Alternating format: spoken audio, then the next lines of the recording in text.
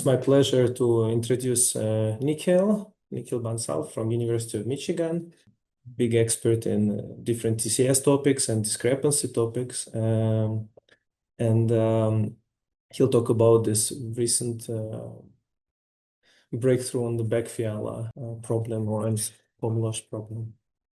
Okay, yeah. Thank you, Andre, and it's my pleasure to be here. Yeah, so I want to talk about the Beck-Fiala and Komlós problems. And one way I like to think about it is you'll see the magic of semi-definite programming. I think it's a very nice tool. Maybe that's not used enough in combinatorics, so hopefully I can convince you of that. And yeah, this is joint work with Hao-Tian Jiang, who's a new faculty at U Chicago. So with that, let's get started. So let me begin by describing the Komlós problem. It's a very simple to state problem. So you're given some n vectors, v1 through vn, in some m-dimensional space. And let's say each vector is of bounded length, at most 1. And what you want to do is break these vectors into 2 parts, or let's say you want to color them red and blue, so that if you sum the vectors in the red part and those in the blue part, this sum should be as close as possible. And what do we mean by as close? Let's say we mean that if you look at the difference, then in the infinity norm, it's as small as possible, right? So in any coordinate direction, these sums are the same. And the question, like typically discrepancy looks at problems like how small you can make such things. So very concretely, maybe for these vectors, you maybe partition them into 2 parts like this, and then you are looking at the sum. So how can we do this? So one benchmark or one obvious thing that you might first try is just do a random coloring, right? Just randomly split with probability half or into each part. And as you can see, like even if your dimension is small, like 1 or 2, you'll get the square root n, right? Because it's kind of like if you flip n coins, you'll get n over 2 heads plus minus root n. So this root n imbalance will be there. Right, so in one dimension, these are just like numbers between -1 and 1, and yeah, so this root n always hurts you. Okay, and okay, so the question is, can you do better? And indeed, it turns out you can. So there's been a long line of work on the problem. So Spencer and independently Gluskin on the other side of the Iron Curtain in the 80s, they developed techniques what are now known as partial coloring method, which kind of can give you log n discrepancy for this problem. So notice it's like an exponential improvement from this root n. Yeah, and this also works like in any arbitrary dimension m. So it's pretty strong. And then there was another result by Banashek in 97, who improved this log n to like square root log n. And he used like different techniques based on convex geometry and so on, sort of very sophisticated techniques. And maybe I should say here, like, so Spencer used like combinatorial methods, pigeonhole principle, and probabilistic method. Gluskin's ideas were also more convex geometric, but sort of at a high level, they're kind of similar. Okay, and the big conjecture in this area is that it's called the Komlós conjecture, that the discrepancy should be constant, right? So independent of like n and m. So even if like your vectors are infinite dimensional, somehow, yeah, the bound should not scale with dimensions. Okay, so yeah, so let me write this problem a bit more carefully, sort of more mathematically. So we can imagine we are given a matrix A whose columns are v1 through vn. And we want to multiply it by a +1 -1 vector. So think of -1 as like red and +1 as blue, or like you want to split it. So now when I multiply it by a +1 -1 vector, right, you are kind of summing up the signed sum of these columns, and you want to minimize the infinity norm, right? So we'll call this like in general the discrepancy of matrix A, or a collection of columns A, discrepancy of a collection of columns. And this notion of discrepancy, as probably most of you know, has like several applications. And again, I won't go into the applications here. I'll just focus on this problem. Okay, so that's going to be our definition of discrepancy. So let's look at another concrete example, the Beck-Fiala setting that I'll talk about. But let me backtrack a bit and see, how this comes up in combinatorics. So often in combinatorics, the setting is you are given some universe 1 through n of like n elements and some subsets that you care about on this universe, let's say S1 through Sn. And you want to color these elements red and blue, or like partition them into 2 parts so that each set is colored ideally as evenly as possible. And that will be a measure of imbalance. Okay, so we can also think So this is like a discrepancy problem, a combinatorial discrepancy. And again, we can think of it that you have a matrix, the incidence matrix of the set system, where there are m rows corresponding to sets and n columns corresponding to the elements. And you want to multiply this matrix by a +1 -1 vector, or if you want to think pictorially, you are coloring the columns, by red or blue. And so now 8 times x is just kind of the signed sum of each row, and you want to minimize that, right? So this exactly captures the discrepancy of your set system or the incidence matrix. Okay, good. So I'll mostly focus on a special case of Komlós called the Beck-Fiala problem, which again, it's easy to think of in terms of set systems. So imagine I have a set system or a m by n 0, 1 matrix. So in the Beck-Fiala setting, we assume it's k column sparse, right? So somehow this is like a measure of kind of how dependent the set system is. So each element lies in at most k rows. So k is sort of a parameter. Now, if you take this matrix and scale by 1/√k, right, you notice that each column has L2 norm 1 or at most 1. So this is like a special case of Komlós. So yeah, so what's known for this Beck-Fiala setting? And this Beck-Fiala problem was studied by combinatorialists for a while, maybe even before Komlós became popular. Good. So notice in this setting, I only have control on the column sparsity of any column. Rows can be large, right? A row can have up to like n ones. So if you just do a random coloring, you'll still get like a root n type thing.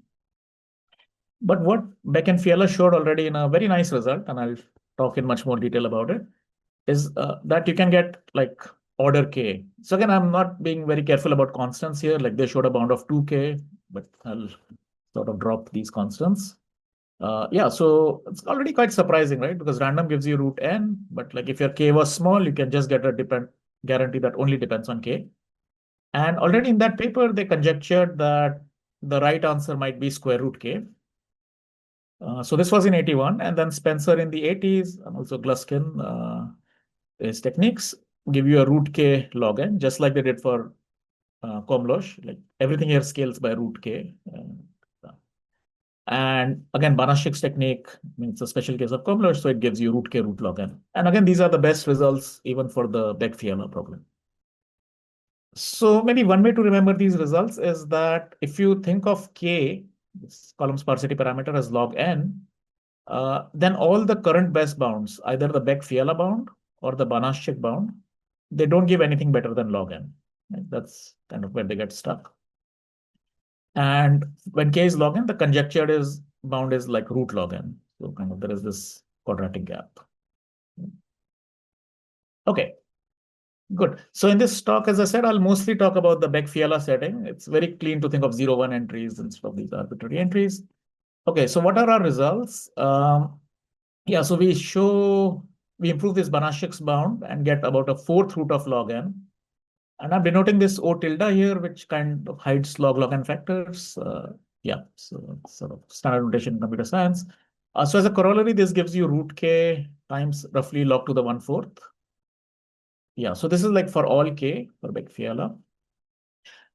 If your k is kind of mildly large, so if k is at least log square n, we are also able to exactly prove the Beck-Fiala conjecture. So we can show a root k discrepancy. And previously, I must remark that this was known only for the special case when like k is very large, like omega n. This follows from these results of Spencer, like 600 deviations, if you know about it. Otherwise, doesn't matter. But yeah, but the point is like we extend this regime quite a bit, but we still don't completely nail this conjecture, right? So this root k only holds when we need some k to be moderately large. Okay, so for general k, we can show a root k plus plus square root of log n, plus some log factors. So maybe one way to think about it is when k is log n, where the previous bounds were stuck at log n, this gives you roughly root log n up to some log factors. So even in that regime, we can improve, but we can't improve in the regime where k is really small. We get hit by this additive problem. And this additive term where we get stuck, and this will become clear due to sort of technical reasons why we are kind of stuck here. And this root log n is kind of the reason why this thing gets stuck at fourth root of log n for Komlós. Again, there's some transformations. And so if one could sort of improve this bound, this would directly improve Komlós. So kind of, even if you don't care about, this regime, yeah, so it's really this additive term is the culprit why we are stuck here. Okay. So for sorry, Nikhil. So even for k equals log n, you basically get something like k to the 1/2 plus epsilon for any epsilon. Yes, yes, that's right. But yeah, once k gets really small, like root log n, then this term dominates. Yeah. Okay, and another thing I should say is all our results are like algorithmic. They run in polynomial time. At least if you're a computer scientist, you might care about such things. And the another reason I mentioned about this algorithmic thing is kind of curiously, all these methods that were developed for discrepancy in the past, like Spencer's and Gluskin and Banashik's, somehow they were all existential. Like they showed that there is always like a good coloring, +1 -1. But those methods didn't give you any like algorithm to find it. And because somehow they were based on either the pigeonhole argument on some like space of 2 to the n colorings or some other complicated argument and wasn't clear. And so, yeah, so this kind of, was open for a while. And the progress on the algorithmic directions only started happening maybe like 15 years ago. And so first there was a lot of progress on making these partial coloring methods algorithmic of Spencer and Gluskin. And there's a huge line of very beautiful work using all kinds of techniques, and it's still a very active area. Then for Banashik bound, which is a bit stronger than partial coloring, it took another 6 years to get the first algorithms. So I want to mention one result due to myself, Daniel Dadouche, and PhD student Shashwat Garg, where we managed to for this Komlós bound of root log n, we managed to get an algorithmic method and also gave a much simpler proof of Banashik's result for the Komlós setting of this root log n based on like semi-definite programming and random walks. And since then, again, these results have been generalized, even to general version of Banashik and so on, if you know what that is. So what we'll do in this talk is we'll build up on the methods that were developed in this paper. Which gave the algorithmic Banashik. Okay, so the plan for the talk is the following. So since we have a lot of time, I'm going to take it like really slowly and gently warm up so that we follow all the ideas.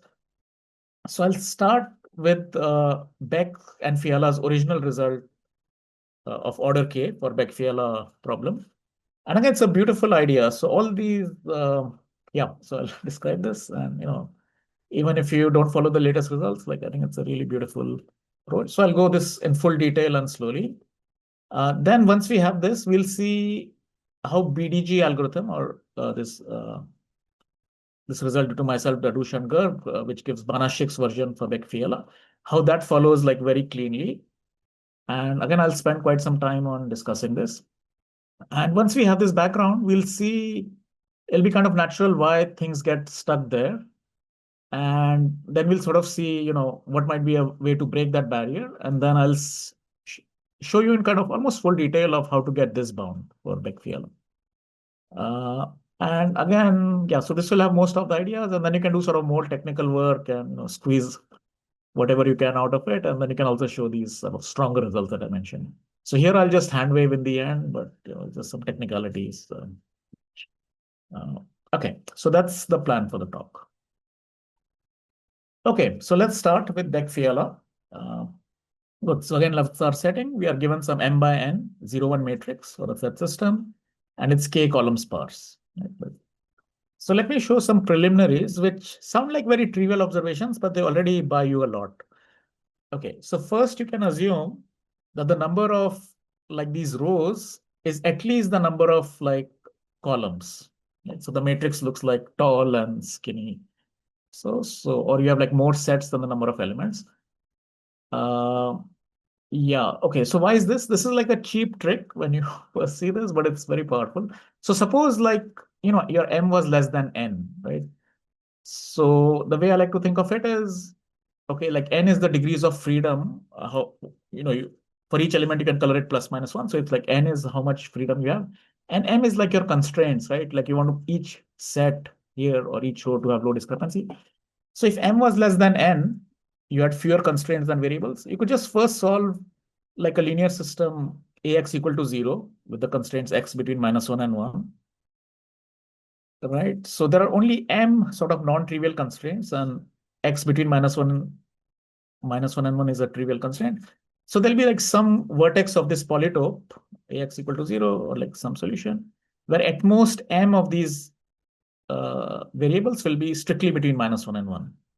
Right? Like the remaining n minus m will at least be at +1 -1. This is a standard fact about basic solutions of linear programs that we have seen. Yeah, so you can already for free get n minus m variables like set to -1 and so you can just forget about that those columns and just focus on the part that's strictly fractional and start from there. So again, if this doesn't make sense, just think of it, there is like a cheap trick to ensure that m is at least greater than n. Okay. Yeah. Okay. So why is this useful? What does this buy us? So this trivial observation that m can be made at least greater than n allows you to kind of transfer this control on column sparsity to average row sparsity. So let's go over this proof because these arguments, even though trivial, will be used again and again. So good. So let's look at this matrix, right? So m is bigger than n, or at least n. So this matrix has, since column sparsity is k, it has at most n times k ones in total in this matrix. But since m is bigger than n, your average row size, just by like averaging, is at most k. Right? Because the average number of ones in a row will be n, at most n times k divided by m. Okay, so even though your individual row sizes can be very large, we have no control. On average, they are of size at most k. Okay, so let's call a row large if its size is, let's say, more than 10 times the average, right? And again, just by Markovs or whatever, there are at most n over 10 such rows. Okay, so you can have large rows, but there are not so many. Good. So why is this useful? Okay, so I kind of want to convince you that these large rows are kind of the annoyance. So imagine a world where in this matrix there were no large rows. So in the sense it was k column sparse and also let's say 10k row sparse. So any row has at least 10k. So I mean life then is already good in the sense clearly like any coloring has discrepancy at most 10k or whatever. I mean even if you color all the columns +1, just because the rows are of size 10k, no set will have. So yeah, so Beck-Fiala's result becomes really trivial in this setting if there were no large rows. Similarly, like Banashik's result becomes trivial, right? Because if you just do a random coloring, right? Because each row has size at most 10k.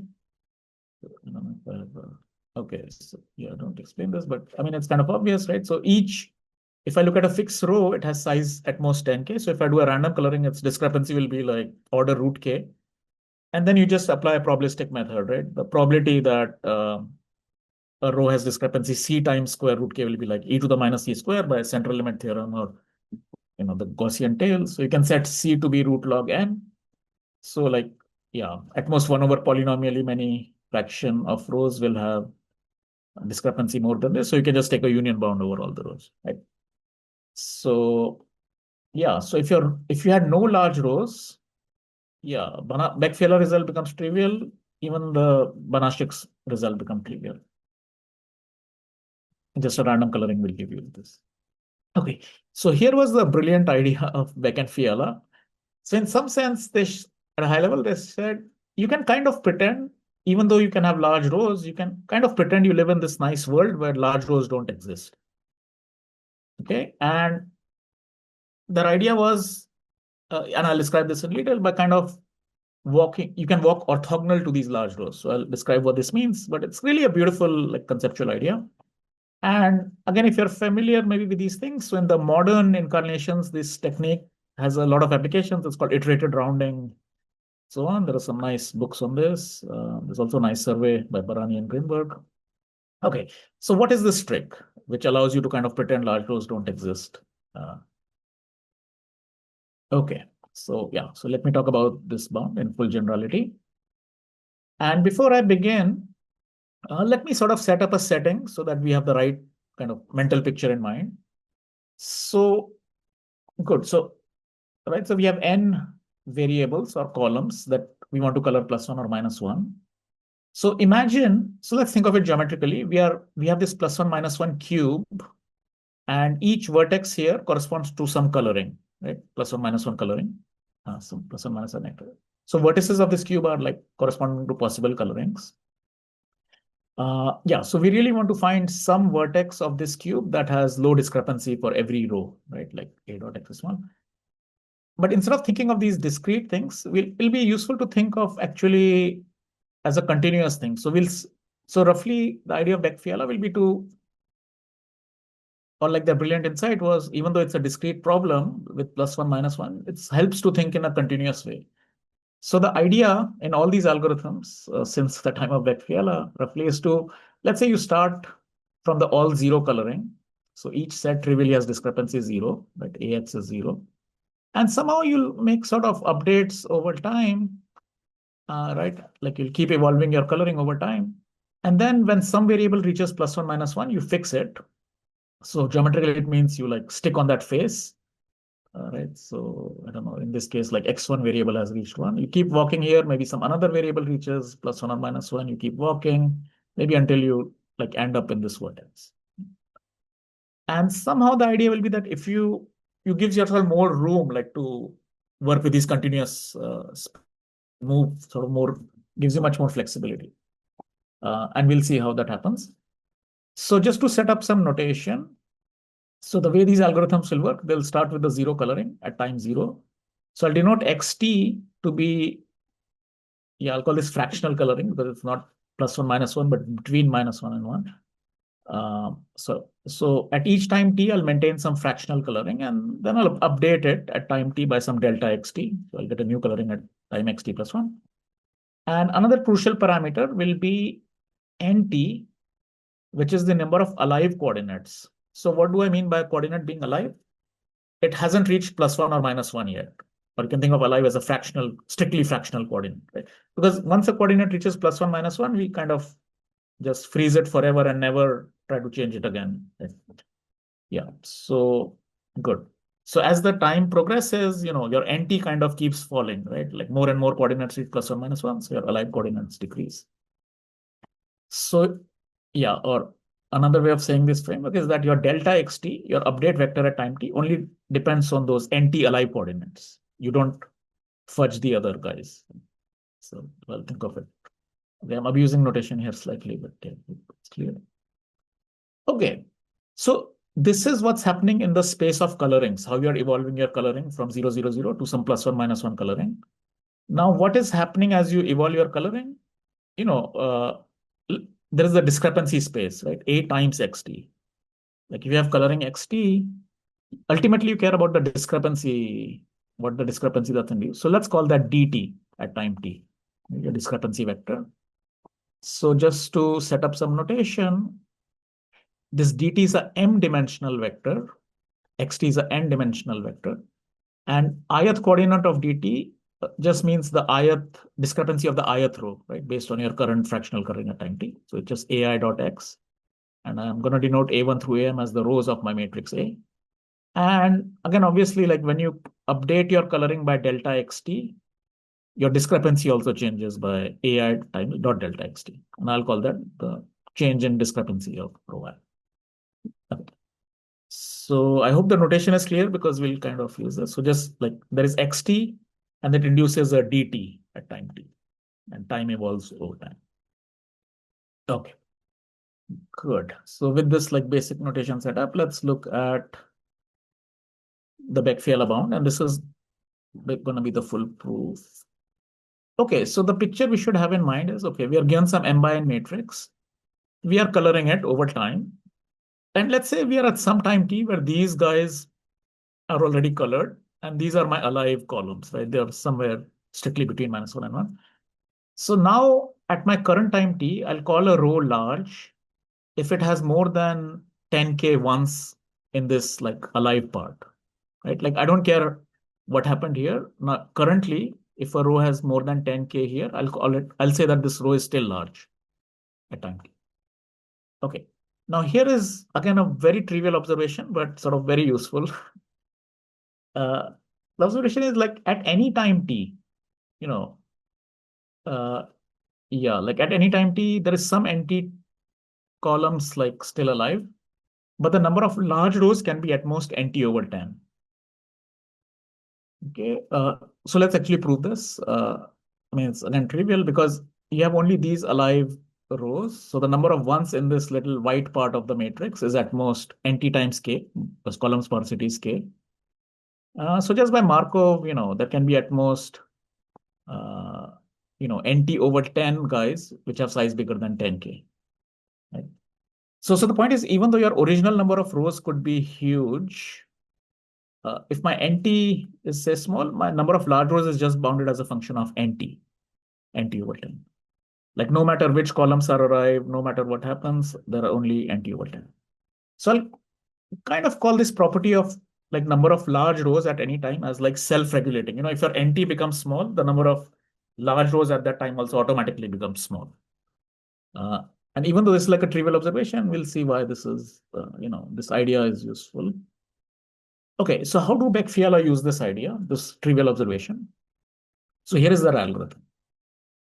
So again, think of that +1 - 1 cube, and you have some coloring xt that you are trying to evolve ultimately towards some vertex.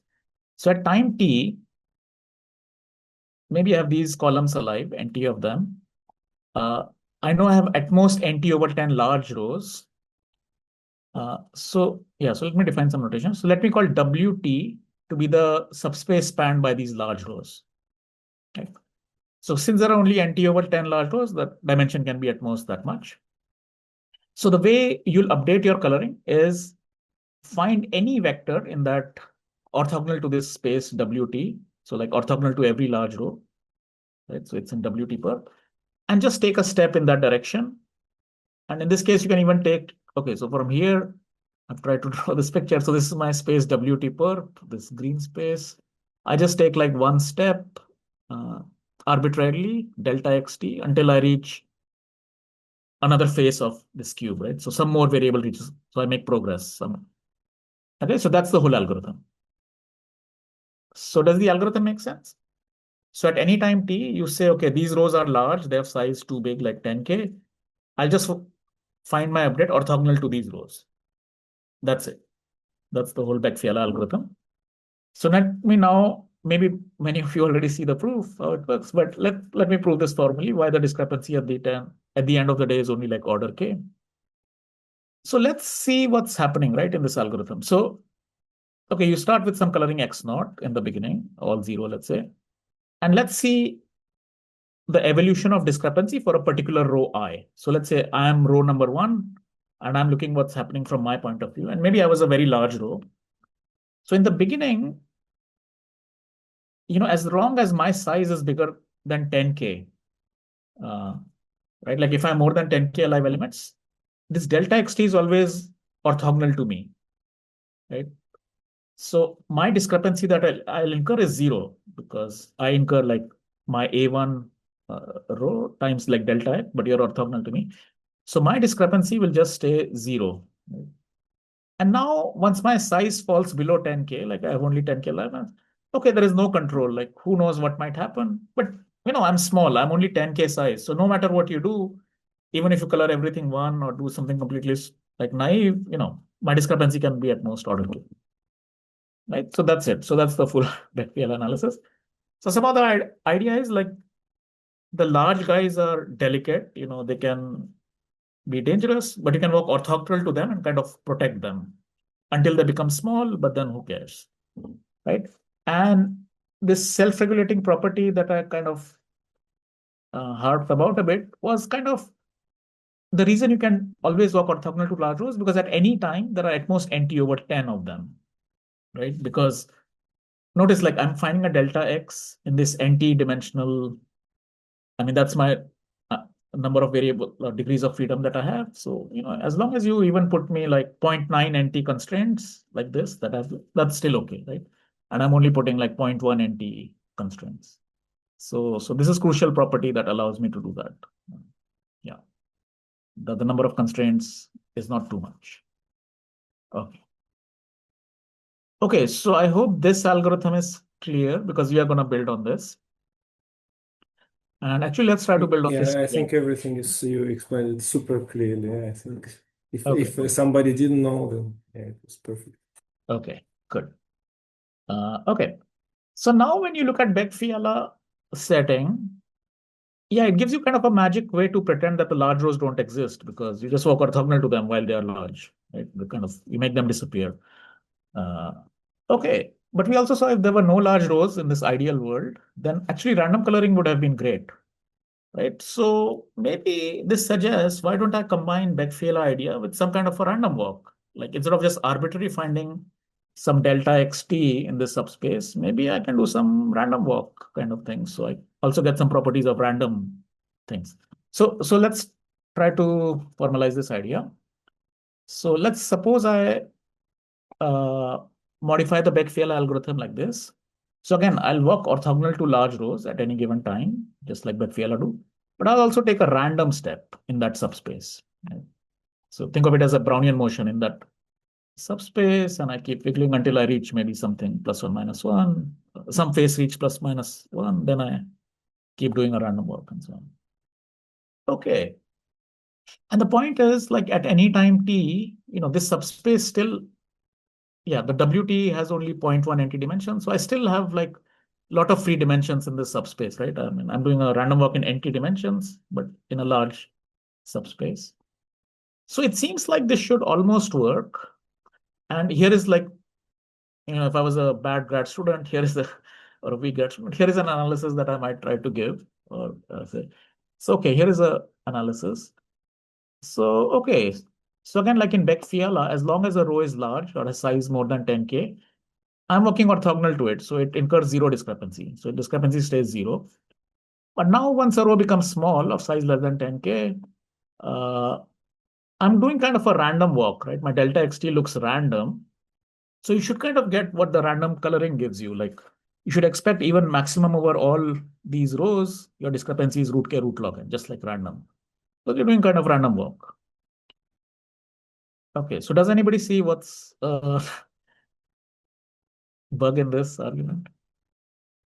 It's like the subspace forces a certain direction somehow, which may be Exactly. problematic. Good.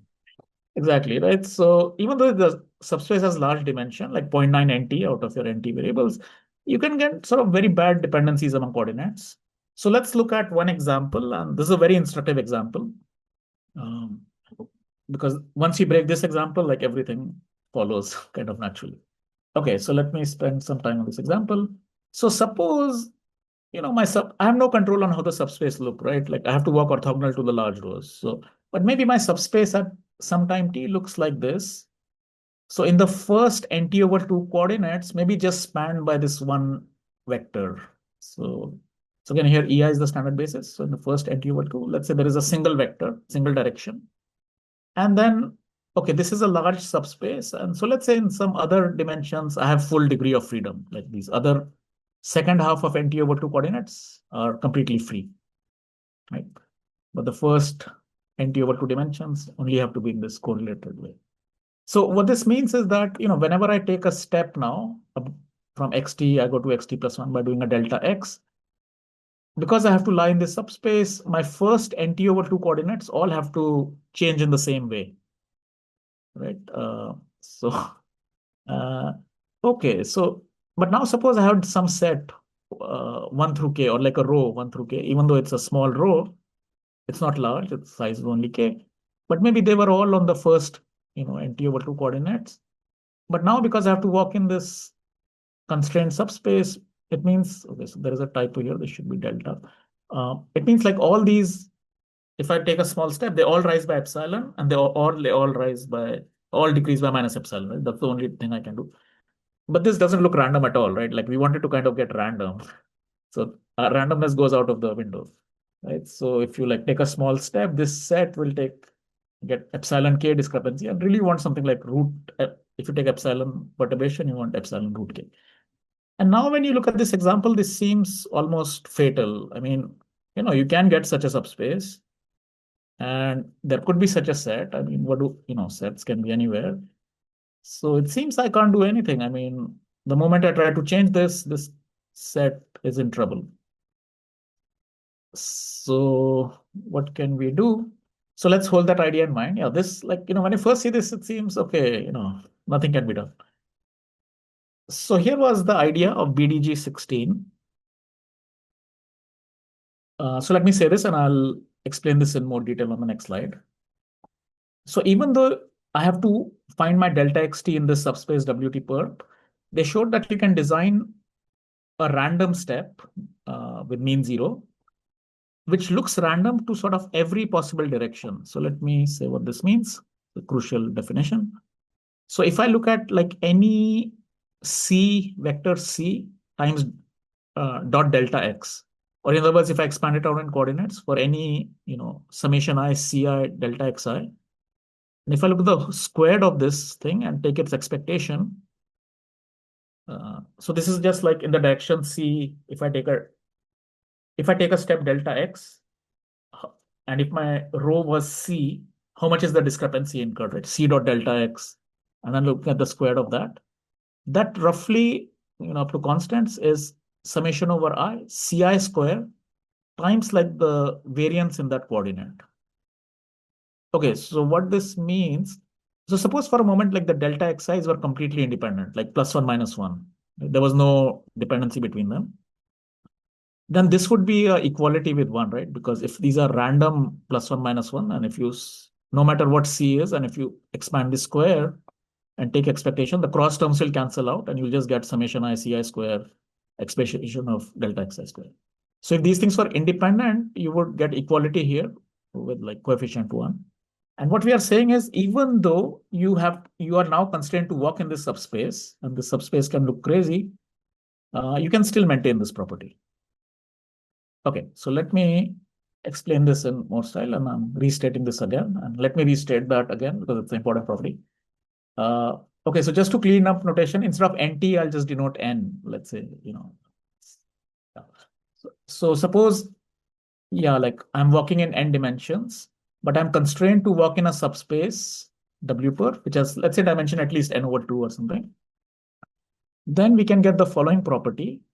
I can design a random delta X update, which lies in W per, and it satisfies the property that if you take any sort of test vector C, it kind of looks like pairwise independent, what I was mentioning before. So summation I Ci delta xi whole square expectation is kind of this. So the cross terms kind of go away. And maybe you lose a factor 4 or whatever. And this 4 comes because it's like 2 here and you can give sort of a trade-off, but whatever. Okay. So what is this term, this expectation on the left is like kind of a variance along the direction Yeah, C or something like that, right? exactly. Yes.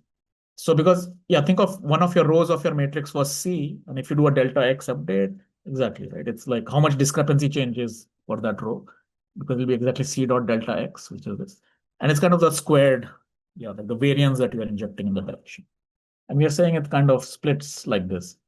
It kind of behaves as if each coordinate was behaving independently. Actually, so let me ask you a question. I showed you this example, your subspace could look like this, where, now, so imagine if this S gave you the direction C, right? 1, 1, 1 in the first K coordinates. So we saw like this doesn't look random at all, right? Because all of them rise by 1. But the theorem I'm showing you of this BDG 16 is saying I can always find such a delta X. Okay, so maybe let me be completely sure what I'm saying. So suppose my C here was 1, 1, 1 in the first K coordinates, right? Like corresponding to this example. But if my subspace looked like this, they all have to be either +1 together or -1 together. Right? So if you look at this sum, you'll get like a K square on this side. But this sum is like K, right? Because there are only K coordinates which are 1, and this is all, let's say, +1 or -1. So this is 1. So this example seems to violate it, yet I'm telling you that no matter what subspace you give me, you can always ensure this property. So how would you handle this example? Or like what do we need to do? Yeah, like, so does anybody see this? Seems to contradict what I just, this example. Okay, so the trick is like, right, so if you told me that you have to walk in this subspace, what I'll do is I'll just set delta x1 to be 0. So it means all these guys are 0. Like I don't update in that direction of this vector v at all, right? Like who tells, yeah, I just set the increment 0 and I only change these directions. Let's say random plus minus 1. So now your walk still looks random. Yeah, like you still satisfy, even for this set, because you're not updating at all, you still satisfy it. Right? So that's the catch. Somehow you don't want to come do a completely Brownian motion in that subspace, but maybe some smarter motion. Uh, does that make sense? Yeah. That's just like some very problematic directions we can avoid altogether, kind of. Exactly. Good. I have a question, but in the end, you will still need to round this first k coordinates, right? Excellent. Great point. Yeah, because, okay, so I keep moving, but in the end, I will have to touch this guy.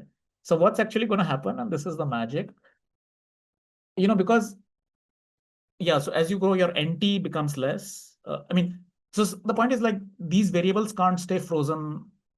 Okay, how do I say this? Yeah, like, okay, so imagine once only these k variables are left, but then the subspace that I walk into has like at least k over 2 dimensions. You see, like that subspace WT per always has this 0.9 NT dimensions. So this set cannot stay like, yeah, this example will kind of go away at some point. We'll have to, yeah. That was a very good question. Yeah, it's a bit subtle points are in there, but exactly like, yeah. So this is what the dimension of this being large buys you. Good. Excellent. Okay, so let me just sketch like a very high level idea of how this theorem works. Because it kind of sounds like a magical property, and this was really the crux of this BDG. Like once we had this, it's kind of clear. Okay, so the idea is you want this property. Now this looks like kind of a scary property that I want to design a random step so that for ABC, but you can write it and phrase it very cleanly in terms of like the covariance of these guys. So let me define a n by n matrix Yij, which is just expectation of delta xi, delta xj. This is the thing I'm trying to design, like a random step. So it's just the covariance matrix. Now this kind of a bit messy looking condition here, it's exactly just y in a PSD sense less than 4 diag y. And why is that? Because if you multiply by C transpose and C for any vector C on both sides, this thing will be exactly this thing. You can probably do this in your head. And this quantity here is exactly the C transpose diag YC. Right? So again, if this was a bit fast, like you're not used to these things, yeah, it's just like you can write this very cleanly in terms of this Y. It's just some spectral condition on your covariance matrix Y. So now to find this delta X thing, you can write a SDP, which has this condition that you wanted of approximate pairwise independence. You also want your delta X to lie in W perp, so you can impose some other constraints, which you can also write as a semi-definite program, and so on. And okay, so you can write a wish list of constraints that you want your delta X to satisfy. Now, of course, okay, so what we show is like this SDP has a non-zero feasible solution. Because 0 is always a solution, right? Just don't move in any direction. I mean, that's not interesting. So you want to show there is like a non-zero solution. And indeed, one can show using SDP duality that, yeah, as long as your dimension was enough and you are giving me some slack here, you can still satisfy all these things. Okay, so again, I won't go into it's not a very complicated proof. It uses some SDP duality, but yeah, yeah, I'll skip that proof here. Okay, so once you can solve a covariance matrix, of course you can, standard way you can generate a random variable from that covariance matrix, right? So you just look at the square root of that matrix times like a random Gaussian, or you can pick anything here, random plus 1 minus 1. I mean, that would give you a update step which has that covariance, right, with all these desired properties. Okay, so that's how you construct this magical update step. Okay, good. So once you have this, everything is clear, because now we can, let's look at the BDG algorithm. How this got this algorithmic version of Banashek. Good. So at any time t, we'll do two things. We'll do what Beck-Fiala did, just walk orthogonal to the large rows. So I'll call it block. That means walk orthogonal to large rows. So you walk in WT-perp. But I kind of walk randomly in a smart way. So I solve that semi-definite program that I showed you, use that to generate my step delta xt. And okay, so there's a small technicality. Like I take a small random step in that direction. So think of you're generating like a small Brownian motion using this covariance matrix. Okay. And here is the analysis, because now that fake analysis that I showed you works, because, let's look at a row I, and let's see how its discrepancy evolves. So as long, so as long as the row was large, bigger than 10K, I work orthogonal to it, so its discrepancy stays 0. Now, when it becomes small, it can start to incur discrepancy, but I'm doing a random walk now, because my delta x looks random to every direction. So, so by usual Gaussian thing, since it was of size 10K when it started in discrepancy, you'll see like C root K discrepancy with e to the minus C square probability, random. And so, you can set C. So the random analysis now works basically. And we have killed the dependence between coordinates. Good. So you got the power of Beck-Fiala and you got the power of randomness using this trick. And one interesting thing, which again, you might find suspicious, like this SDP only gives you a pairwise condition, pairwise independence, right? How different coordinates are updated, like the delta xi independence. But somehow we are able to get Gaussian tails from a pairwise independence condition, which sounds, maybe I'm saying some nonsense. How can you get such a strong dependence? And you need like a Gaussian tail for these kinds of bounds, right? But the point is, it's still okay, because that's why you kind of have to take these tiny steps, because you're injecting a lot of fresh randomness at each step, right? Like you pick different G's. So even though at each step, I'm only pairwise independent, but since I read a lot of fresh random steps, so it's kind of like this, like Brownian motion is completely determined by the covariance matrix, right? But Brownian motion, if you run for a long time, these small steps add up to give you a Gaussian tail. Right? So is it similar here to like Janssen's inequality kind of, where you also like when you can bound the covariance matrix, you also get Gaussian type things, right? Yeah. Okay. The Janssen I know is for the like probably the Poisson paradigm kind of thing. Yeah. But okay. No, I was thinking something even more basic no. in the sense. I'm just even though I have to control only on the pairwise independence at each tiny step, but I'm generating these random steps using a fresh Gaussian each time, right? So maybe I should have written G of t here. Right? Like at the next time step, I'll choose another fresh random Gaussian and add that to the previous thing. So you're adding a lot of independent things. Even though each independent tiny step, it's kind of pairwise, only pairwise independent. But because they are some of various things, it's okay. Like in the long run, they do the Okay. So one can prove some martingale concentration. Yeah, exactly. And right.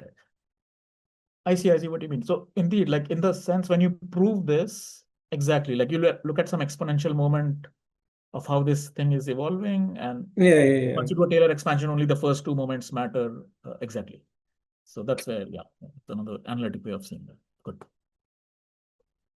Okay, good. So so the punchline of this BDG, again, if you got lost in the details, is even if you tell me to walk in a subspace, as long as it has some reasonable dimension, I can look random to every direction. This is the key property. And that allows you to get this. Now you can ask, okay, random is good, but now random can't beat you below this root log n, right? So how do we go beyond this root log n? So let's now go to the new part. So far, what I talked was just the old part. Okay. So let's see where this analysis is wasteful, right? So this algorithm for this Banach check that I showed you, we only blocked large rows. right? And then we did a random walk in the subspace.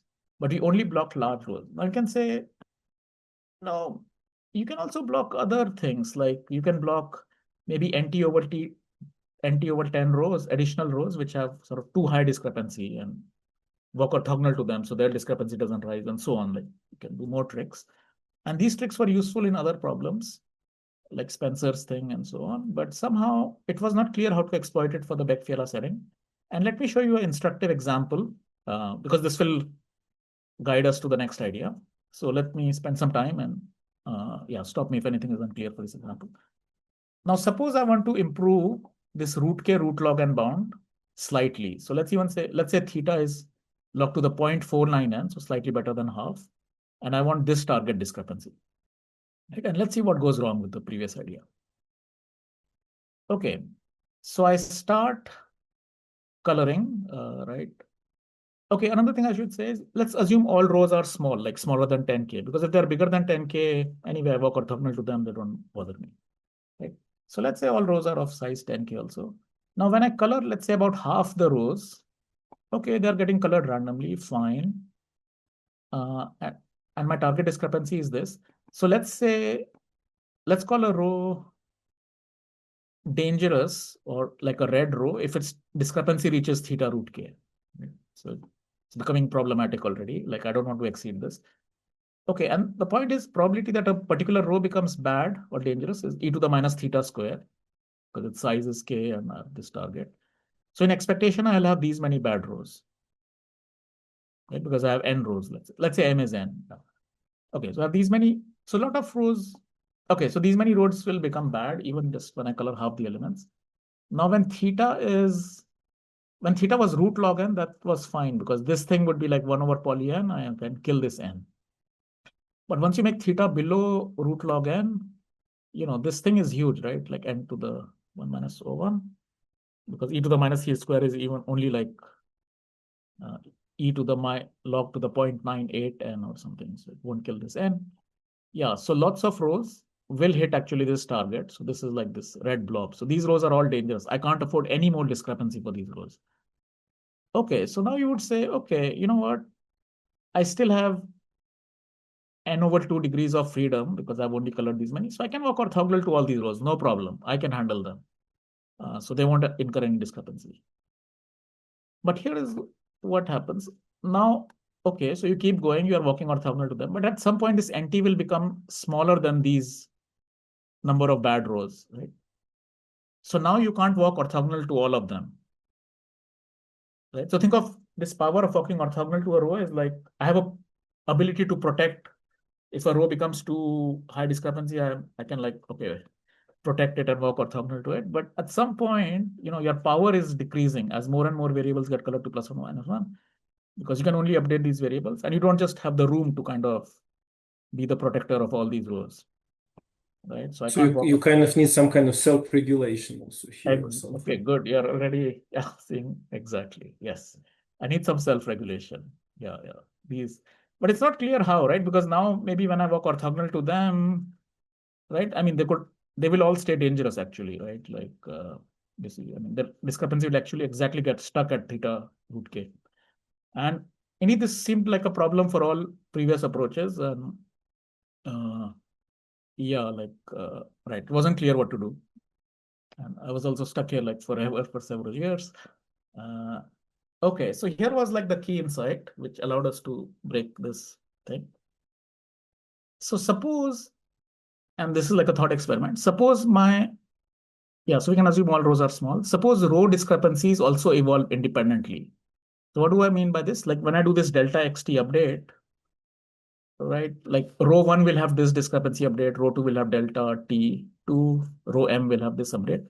Let's imagine for a moment that these quantities themselves were independent. So this makes sense. So like jointly independent. Because what that previous trick I showed you assumes that each of these kind of behaves randomly in every direction, but let's assume they're also simultaneously together independent, which kind of doesn't make sense even because, they're all driven by the same delta xt, right? So why should they be? But let's assume that. It's a thought experiment. So what we'll show, and I'll show you this full proof. It's a very simple proof. that if you assume this independent evolution of these different discrepancies, you can actually do better. You can get like a square root k, assuming like, let's say k is log square. Okay, which is great. We'll prove like, okay. But okay, so this is nice, but yeah, you should worry like I'm talking nonsense here because, rows could be very dependent. Because let's take an extreme example. Suppose in your matrix, all rows were identical, like A1 equal to A2 equal to A3, or almost identical or whatever. Then if you pick a delta X update, like all these things, if the rows were identical, they would exactly be the same vector, right? Like, so how can I ensure that they kind of evolve independently, these different discrepancies of different rows? So this sounds very fishy, but we'll add another trick later to make sure that it can be done. And I'll show you how this gets like still root k fourth root of n. Okay.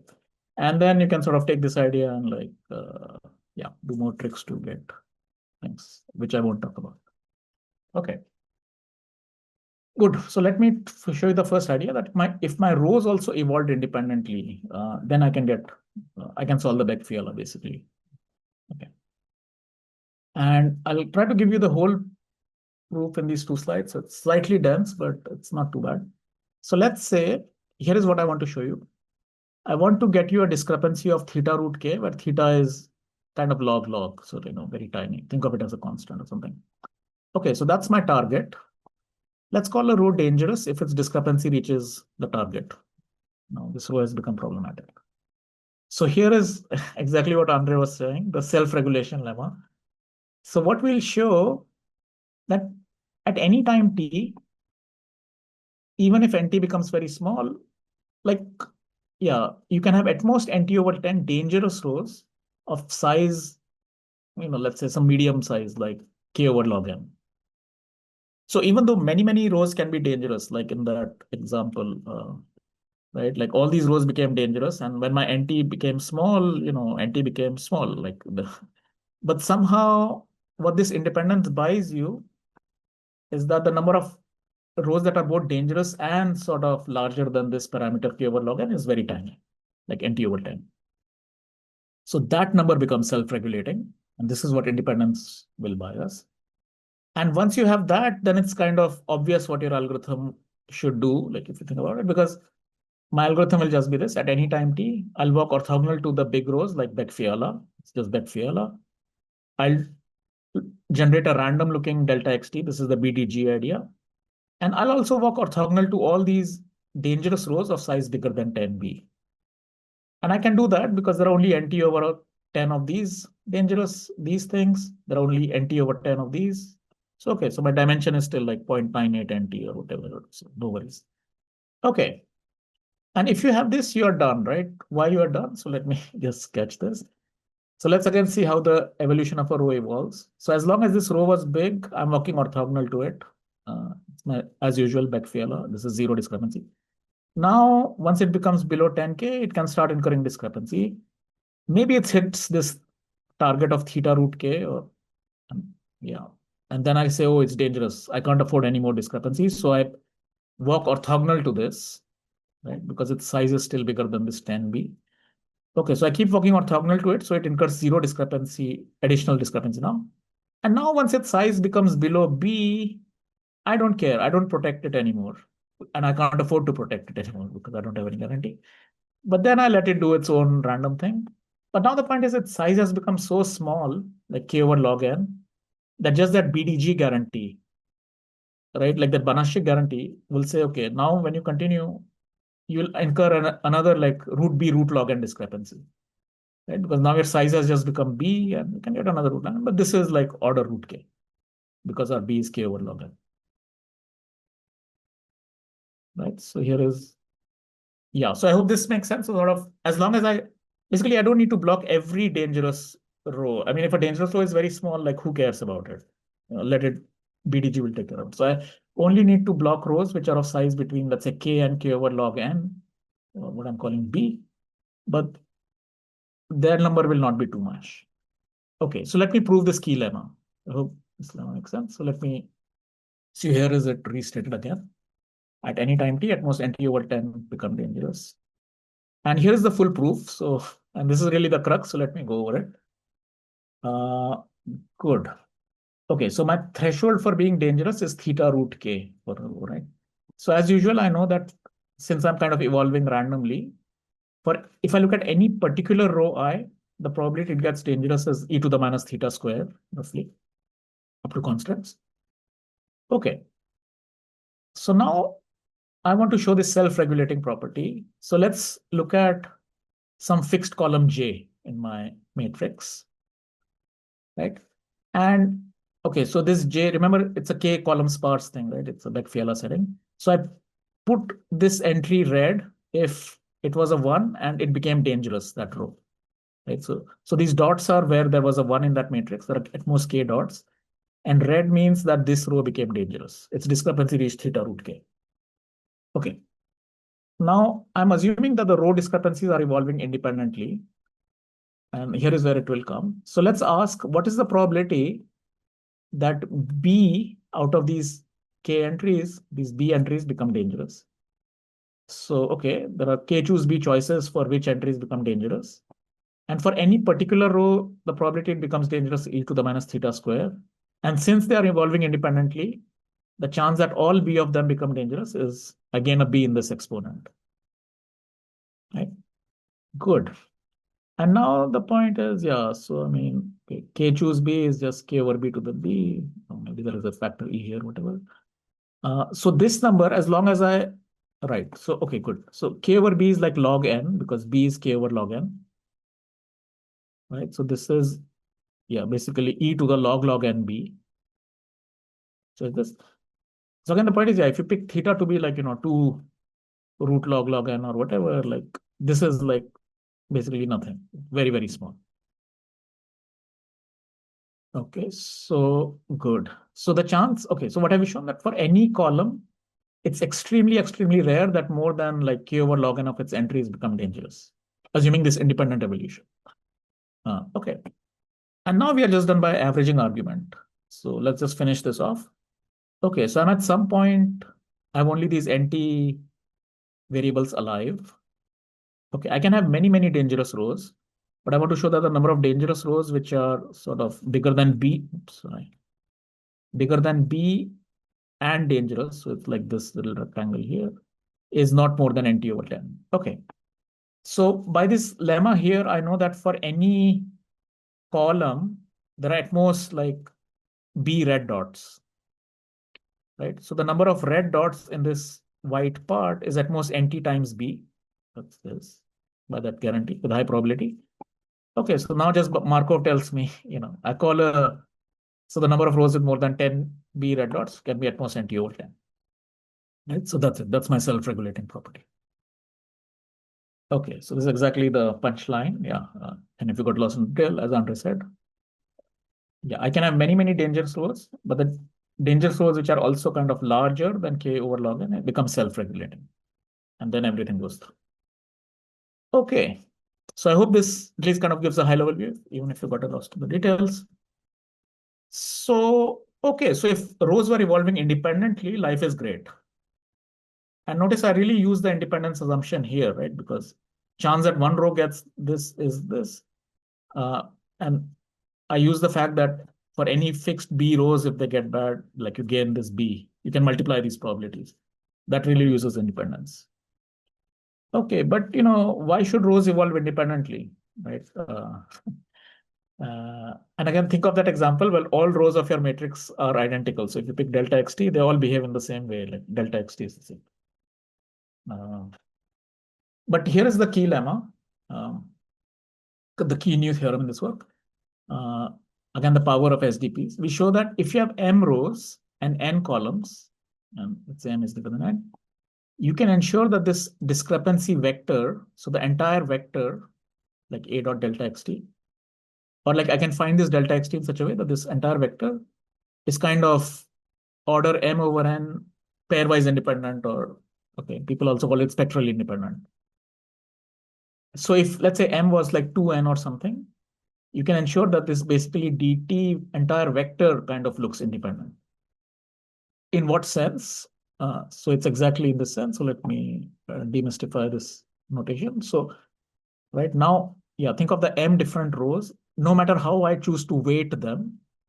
So if I look at a weighted sum of these wi delta dti and I square them, it's less than, this factor n over n with this like individual sum of squares. So it's kind of like in this direction w for the delta dt vector. Yeah, this is kind of satisfying this pairwise independent property, right? For every direction w. But now direction w, you should think of is like every reweighting of these rows. So this kind of makes sense. So in this sense, So for the rows that are all the same, we're again moving kind of orthogonally to them. excellent. Okay, good. You're also ahead of exactly. So why can you do this? Okay, maybe let me just say one more thing. So again, this messy condition you can write very clearly in terms of SDPs. Again, if you stare at what it's saying, you can write it in this way, and you can write SDP and solve it and say it has a solution. But yeah, let's see why. Because again, at first glance, it seems this is crazy. Like, how can you do this if your rows are identical? So let's look at that extreme case. And the point is, I can just walk orthogonal, as Andre already guessed, just pick my delta x1 orthogonal to row A1, right? So even though I have m rows, they all become zero, the discrepancy update, right? So by just adding one extra constraint, one linear constraint, I can sort of kill off this entire bad like thing.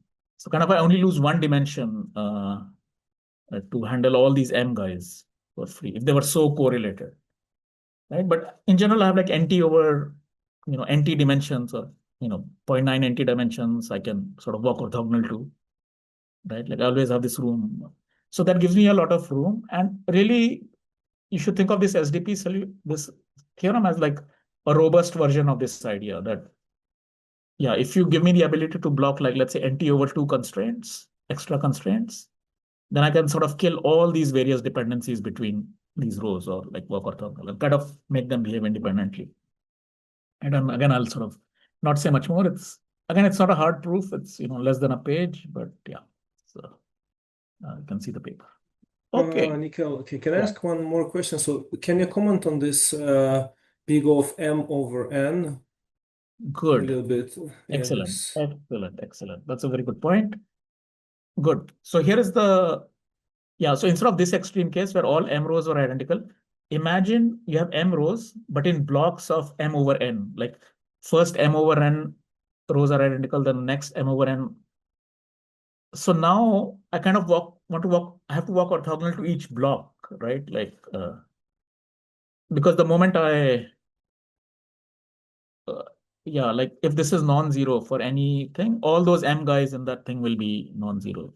So in some sense, that's why you get this m over n, because I have like n dimensions I can walk orthogonal to, or let's say n over 2. And so I can sort of gain up to m over n level of independence.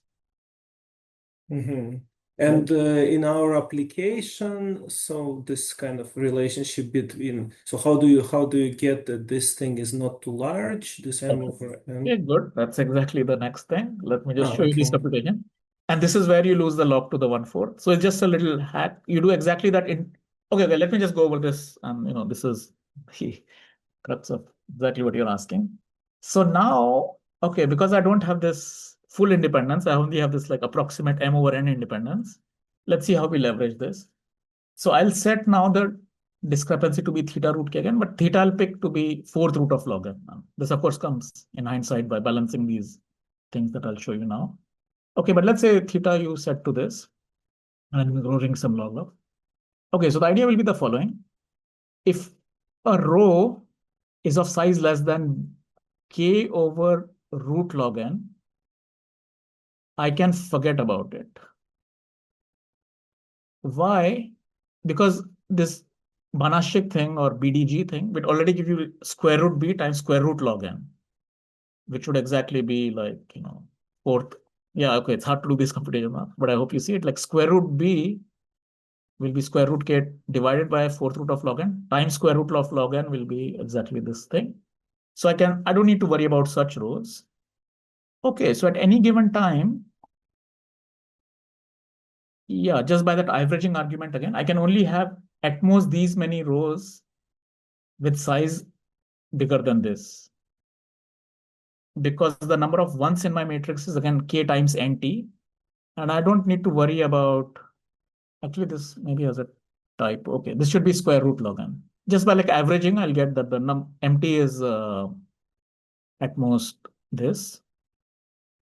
Right? Because if it's too small, I throw it away. Right. Does it make sense? So Maybe is 1/4 in the definition of B, no? yes, yes. So exactly. So what's going to happen morally is that you will lose this approximate independence factor, because I did this analysis when things were fully independent. I got this theta square B, but now because I have this approximate version of independence, you kind of get a weaker concentration bound. But some of the point is you can sort of balance the parameters. If a row is too small, you don't have to worry about it. That allows you to bound the number of rows suitably. Yeah, I think there might be a typo here now that I look at this. Might be a half or something. But anyway, like the idea is, yeah, you can sort of balance these different parameters and you can squeeze out the fourth root of log n. Okay. Yeah. So yeah, it's like basically it's exactly the previous idea, but yeah, now you work with approximate independence and you can gain something. Good. Okay, so yeah, maybe let me just summarize, yeah, in one line, like the high level idea, if you just want to remember the punchline. Somehow, yeah, we are using this Beck-Fiala original idea of walking orthogonal to things, but we are using the power of this semi-definite program to get these two new powers. So one, yeah, I can choose this delta xt so that for any direction C, you look independent, like each individual discrepancy evolves independently. That was the BDG idea, which I showed. And the other new idea is that even the entire discrepancy vector, like I can choose the delta x t so that even A times delta x t looks approximately independent. And these are really the two new ingredients. And then it's just like balancing. Sorry. Yeah. Could I ask, how does second order condition ensure sub-Gaussian concentration? Okay, good. So maybe let's think analytically, like how would you prove it? So suppose I'm tracking some row discrepancy A dot X, right? Like for a row A. So I'll look at some e to the lambda A dot X, right? I'm tracking its exponential moment and kind of bounding it. Now the point is, if you take these small steps, my delta X is very tiny. Then you can do a Taylor expansion. And in that Taylor expansion, the higher order delta X cube, all those things don't matter. So okay, lambda squared is getting, okay, Exactly. So you only care about the second moments. And that's why the step size you want to make sure it's not too large. So yeah. Okay, thank you. Good. Yeah, that's kind of a surprising point. Good. Okay. Right. So that's the one-line summary. I can get these additional properties using these SDPs. Okay. So good. So kind of, modulo maybe some computation. I basically sketched you this entire idea. Root k fourth root of log n. Okay. Yeah. Okay, in fact, this also works for all k. Yeah, this bound. Okay, and once you have this, you can directly get Komlós already, because you can really think of Komlós as like Beck-Fiala different scales of entries, right? Instead of 0, 1. Now so, but you have to be slightly careful, because naively, if you see like group these entries by different classes, you'll get log n different scales, because your entry can be between 1 over n, let's say, and 1. But you can say, looking at the previous things, that only like the log n scale matter. Like if the entries become really small, like 1 over polylogarithmic, somehow they become much easier. So you can do some hacks like this, and directly from this Beck-Fiala result, get like the Komlós result. So you reduce somehow, so you really work with Beck-Fiala most of the time, and then you just reduce Komlós to it. Yes. It's yeah. Once you have this Beck-Fiala, yeah, this is just like a simple corollary with a small trick. Good. And then, okay, the version I kind of showed you, yeah, has like two, there was just one notion of dangerous when a row becomes bigger than it hits theta root k. And so you can kind of take this idea and instead of just two numbers, have multiple scales and sort of do some uh, further fine grouping and extract more from this trick. And you can push this like root k fourth root of log n to actually this bound. So again, I don't want to say too much, it's kind of a bit messy, but like why just have two scales of what it means to be dangerous, and so it can be a bit more refined and seems to get stuck here. So let me say a couple of things. What's the barrier to going further? So let's go back to our original story, like how we started this game, right? I told you, like, if you lived in this world, this was a nice world to live in because Beck-Fiala was easy. Random coloring already got you this Banach bound. Actually, if you go back to that world where there were no column spars and row spars, then in fact, Lovash local lemma would give you root k root log k. Right? Because the dependency is like of any row. Yeah, you define a bad event that a row has more than this discrepancy, and the dependency is poly k. Okay. And our bottleneck now is only the case when k is less than log square n. Right? Because k greater than log square, we already know how to handle it using these other techniques. So why we are stuck is only this case, right? But if k was less than polylog, LLL would already give you like amazing, almost all the Beck-Fiala up to this. So, okay, so what's the problem? Like, why can't we do this? Because Beck-Fiala give us a way to pretend that large rows don't exist by walking orthogonal to them. So the problem is we don't know, or at least I don't know, how to combine this Lovash local lemma type methods, Moser-Taldosh and all these different ways, together with this walking orthogonal idea. Like if you can pretend large rows don't exist and somehow do LLL at the same time, yeah, I think you would basically at least get this guarantee and maybe even root k with more refinement. So and that's kind of the barrier. So we know how to do Chernoff bounds by that BDG idea and other things, but we don't know how to do LLL together with this walking orthogonal idea. And I think this would be very interesting, anything in this direction. And yeah, let me just say one small thing. So currently, even though I didn't show you this refined bound, we kind of get stuck, or like further improvement for Komlós is not happening because of this additive thing. And very roughly speaking, we lose this kind of root log n because we need some kind of like a concentration argument. Because again, at a high level, how did we argue that if I look at a fixed column, like not too many guys get dangerous, right? But then I have to take like a union bound overall. I need to drive that probability below 1 over poly n. So I can argue that no matter which columns survive, because I have no control, like none of them is bad. Yeah, so you need some kind of concentration, and that kind of hits you. So one thing, again, I don't know how to do this, but okay, and we needed this because yeah, we wanted. So the point is, as things get colored, we don't have control on which columns are going to survive. So somehow we need, because maybe some adversary is deciding which columns get colored and which survive. So we need to show that there are these few red dots in every column, and that kills you. So if you could come up with some other smarter method where, even if you have some milder guarantee on which columns are alive, like some random kind of guarantee, some pseudo-random subset is alive, I think that should help. But again, it's just a speculation. I don't know how to do any of this, but that may be a natural direction if to go further. So, okay, yeah, so let me end here. Thanks a lot for your attention. It's already a long talk, so thank you. Thank you very much, Nikhil.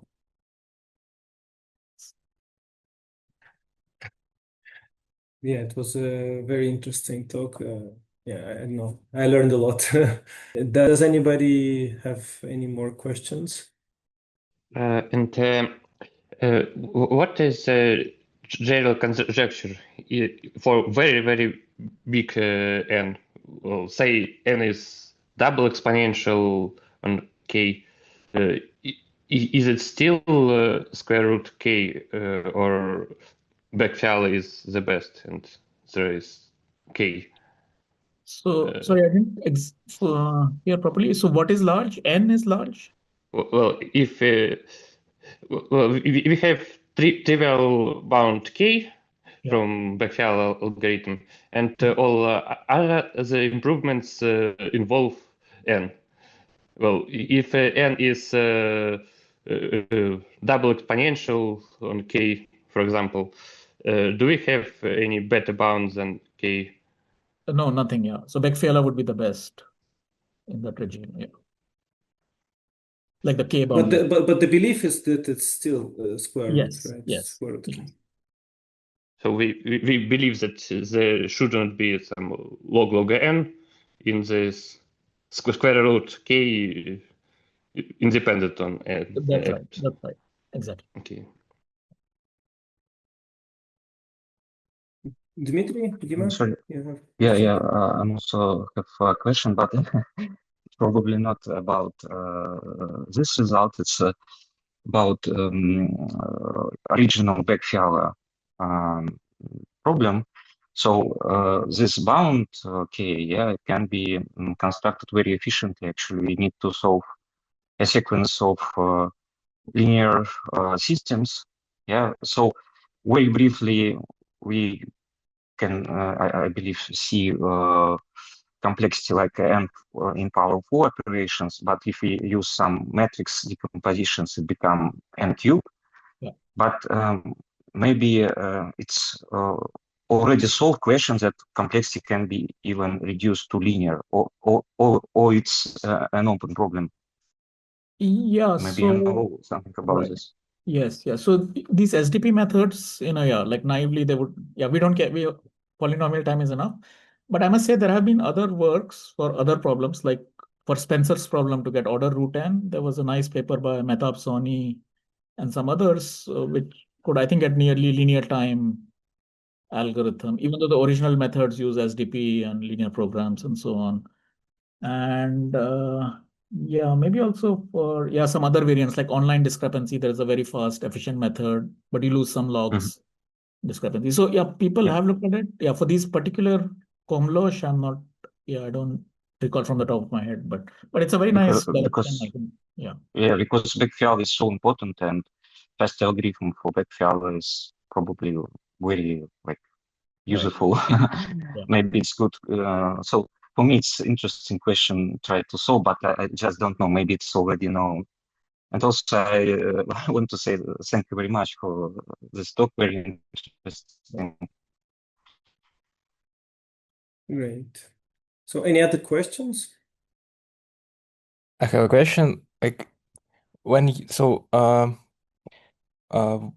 like a row becomes dangerous and then there are many fixed variables and we can like remove it from dangerous variables, like do we care about step size of our random walk, because like we want for this row to like go through this dangerous and not dangerous very fast, or like Yeah.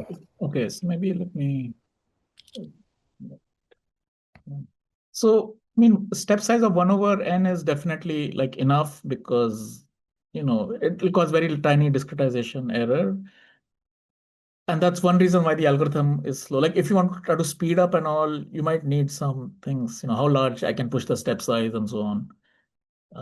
But yeah, at least for us, yeah, it doesn't matter. Like 1 over n is, for example, enough. So this matters basically only in this concentration bound or somewhere else. Does it matter anywhere Yeah, else? concentration and also some rounding thing, because if you take, let's say, really, concentration is more important. Yeah, but I was just saying, like, you exactly want to reach +1, -1, right? Like, if you take small step, you might get a 1.001 color somewhere, or gets, yeah. So then you have to round down or round up things, and that can add some error. But yeah, so those things. So you can take it like 1 over k kind of error, and then it wouldn't accumulate too much. These rounding errors. That's one thing. okay, so basically like we can make very small step size, like it will not break anything, yes. A smaller step size probably is fine. Yeah, smaller is better. Yeah, because concentration. Yeah, as you take bigger steps, you have to be careful on concentration guarantees and also the round off errors. Yeah. Yeah, so really you should think of it as like, if you don't care about running time, it's like a Brownian motion guarded by a SDP instead of just Brownian motion in that subspace. But then for polytime, we have to argue it's like a discrete, not infinite time. So. Maybe can you repeat, like, how do you argue that like dangerous row gets quickly past this B level? Okay. Yeah. Let me explain via this picture. I think it's very clear. So let's say I am some row, right? I was very large in the beginning, size n or whatever, and the coloring starts to happen. So as long as my size is bigger than 10K, I don't get any discrepancy because the delta X is always orthogonal to me. So my delta dt is 0. So my delta discrepancy is 0. Okay, now when my size becomes below 10K, because of that BDG property, like you can walk in the subspace so that you look random, I will start getting some discrepancy, right? Like my discrepancy will start doing a random walk, like variance order K or something, right? Okay, but then let's say my target discrepancy is, so in expectation, I'll expect discrepancy root K because my size is 10K and I start doing a random thing. But of course, some rows will get unlucky and, exceed too much, right? So that's my threshold theta root K. I don't want anybody to go beyond this theta root K. So if some discrepancy hits theta root K, I freeze it. In the sense, I walk orthogonal to that row also. Right? So this is why it's not rising here. But I cannot afford to walk orthogonal to every row that became dangerous, right? Because my NT, once it falls, my power to walk orthogonal to people like decreases. So I need this self-regulating property. And the key point was that, yeah, once a row becomes kind of small enough, I don't even need to block it, because that Banachek type guarantee will take care of it. And so I only need to worry about rows which are of size between like K over log n and K. And this independence kind of thing can ensure that there are never too many such rows, like at most NT over 10. So that's kind of, the full idea. Yeah, and in that sense, the step size doesn't really matter. Yeah. Okay, thank you. Yeah. Misha, you also had a question? Yes. So in Beck-Fiala, we have generalization. So you said K sparsity, yes, but we can generalize it to like we have columns of L norm at most K, then the same bound. We have the same bound. Yeah. So as I understood, you have a Komlós setting here, so you can state this bounds in terms of second norm. Yes, so Okay. L2 norm only, but not L1 norm. Yeah, L1 is actually easier if you. Easier? Okay, wait, let me think. Yeah, because if you wanted to make L1 norm 1, you would have to scale down by K, right? Like, I mean, if I give you a K column sparse matrix. Okay, I might be like, you're not thinking straight, but yeah, so like people look at okay, so are you saying like instead of just 0, 1, just have arbitrary entries with L1 norm? L1 norm or L2 norm? Yeah. L1 norm. Well, So for L2 norm, we just have Komlós setting. It's Komlós setting, yes. But what we can say about L1 norm? Oh, so you want a better guarantee than Komlós? Because I mean, right? Like if you have a vector with entries 1 over K, 1 over K, K of them, it's L1 norm is already 1, but like Komlós allows you a much bigger vector, right? Like 1 over root K, 1 over root K.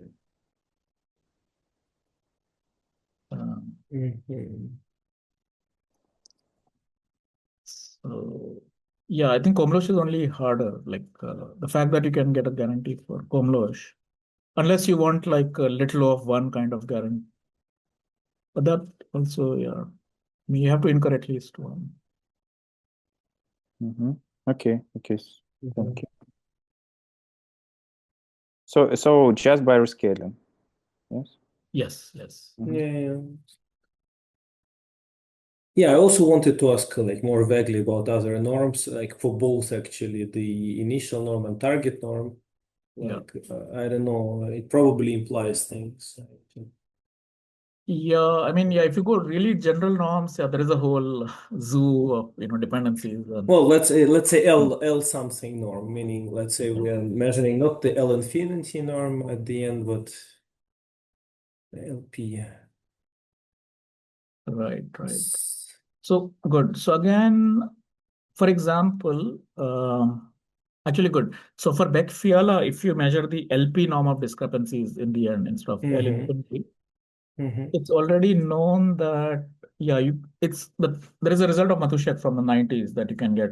So it's much easier because LP allows you room for some rows to have too high discrepancy. So then like root K is known.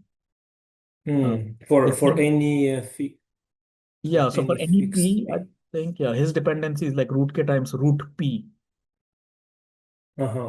So infinity norm corresponds to like P equal to log n roughly. So you get root K root K.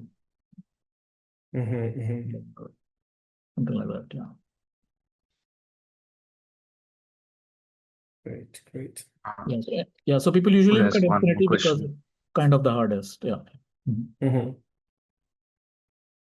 Dima? One more question, but probably it's very technical. It's just when we solve the SDP problem, I believe we need to find just positive semi-definite matrix here, which we cannot solve it exactly. So we take some additive factor and polynomial time algorithm along this additive factor. But when we take this positive semi-definite matrix, we then do Cholesky decomposition, yes? To construct the solution, but this procedure is also not non-exact, and we have some errors not only in the objective function but also in the constraints, because we cannot find it exactly, but so all constraints will be satisfied with some small epsilon, and actually my question is, we need to check these technicalities, or just we can not do about this error? Okay, so there are two technicalities. So there are two technicalities. This error can be dangerous. I mean. Okay, so error by itself is not a problem because usually these errors, the running time depends like log. If you want epsilon error, then the dependency of running time is like log whatever epsilon. So you can take epsilon to be like very, very tiny. Even sub exponentially small. So it will be not. The other thing you have to be slightly careful because we use SDP duality. And in duality, okay, like linear programming duality is nice, but SDP duality, or in general for convex programs, you need this Slater's condition that the point is in the interior and so on. So so in the full proof, you have to be careful about those things. But again, I mean, we are not doing anything crazy. So, those things work. It's just a technicality one has to check, but it works.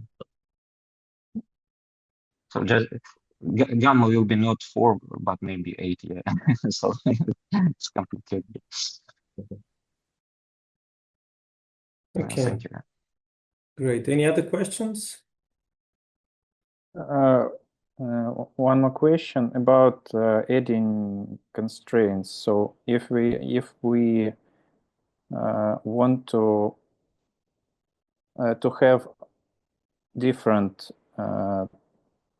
discrepancies for different rows, so we can add some hard constraints. It just reduces the dimension of space. Yes. And we so can we say something about, so I have some constraints and some concentration maybe Yeah. about it. So we already have that for any direction walk is so looks like random. So do we have concentration for each direction? Yes. So once you have random, that's what I mean. Like, yeah, once you have pairwise independence for each direction, once you take several steps, using that covariance, you get Gaussian tails. So exactly, you can pretend that they are fully random, basically, even though you're working in a subspace. And the other idea that you said, indeed, like if you care about some rows, they're very special, you want really row discrepancy, then you can play around see people do. So maybe for some rows, you are willing to tolerate root k discrepancy. Some you want even smaller.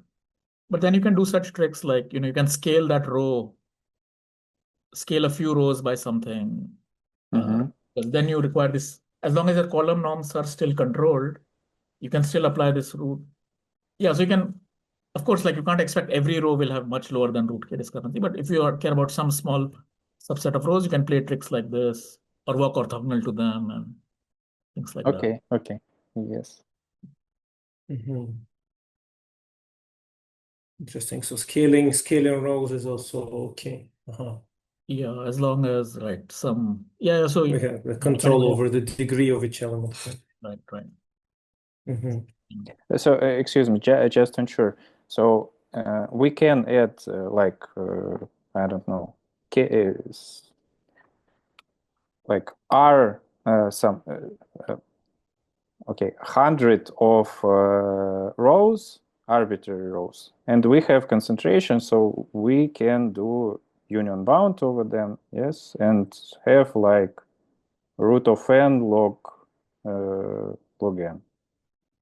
Yeah, Additionally. log k, you can have root k. Yeah, log just the log 100. Yeah, exactly. So for any additional rows without this sparsity, yes? Yes. Yes.